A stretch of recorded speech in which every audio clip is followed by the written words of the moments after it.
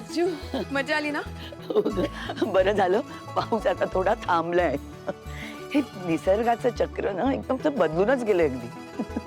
नाही पूर्वी काय व्हायचं माहितीये का, दसरा दिवाळीपर्यंत ना थंडी सुरू व्हायची आणि आता पाऊसच असतो अगदी. आजू लास्ट इयर आपण कोजागिरी पौर्णिमा सेलिब्रेट केली होती, यावर्षी नाही केलीये. अगं ते ना तुझ्या त्या एंगेजमेंटच्या गडबडीमध्ये ना ही कोजागिरी वगैरे सगळं राहूनच गेलं सेलिब्रेशन. काय करायचं आता? एक काम करूया, मग आता आपण कोजागिरी नाईट सेलिब्रेट करूयात. ओके करूया की? सो रोहन आणि त्याच्या फॅमिलीला सुद्धा इन्व्हाइट करता येईल. हो करूया ना. Okay done. मग मी सगळे प्रिपरेशन्स बघते आणि पिंट्या दादाला सांगते. आणि आजू तू रोहनच्या फॅमिलीला इन्व्हाइट करशील प्लीज? करीन ग, त्याच्यात काय. पण डॉल कोजागिरी होऊन गेली ना. हो पण आपण ती यावर्षी सेलिब्रेट नाही केली ना. अरे हो खरंच की. मग एक काम करूया, आपण करूया सेलिब्रेट, पण घरच्या घरीच करूया काय.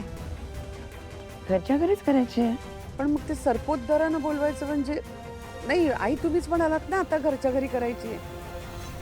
कम ऑन मॉम, आता आमची एंगेजमेंट झालीये.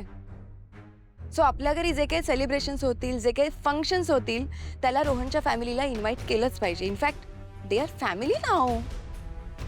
हो ते बरोबर आहे, पण माझं असं म्हणणं उगाच कशाला ना पैसे खर्च त्यांचे येण्या जाण्याचा त्यांना त्रास होईल ना. आधीच एवढी दगदग झाली आहे त्यांना ह्या एंगेजमेंटची वगैरे. काही त्रास होणार नाहीये त्यांना. ओके. आणि तसंही एंगेजमेंटला आपल्या सगळ्यांनाच खूप स्ट्रेस आला होता. सो त्यानिमित्ताने त्यांचा मूडही लाईट होईल.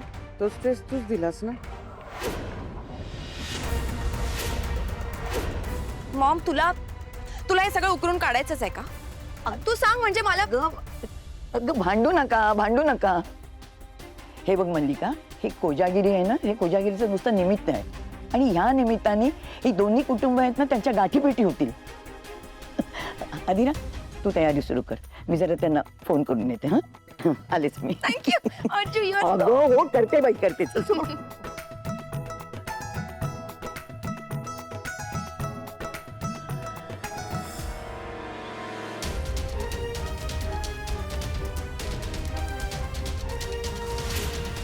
वाव मॉम, म्हणजे आता ते परत आपल्या घरी येणार.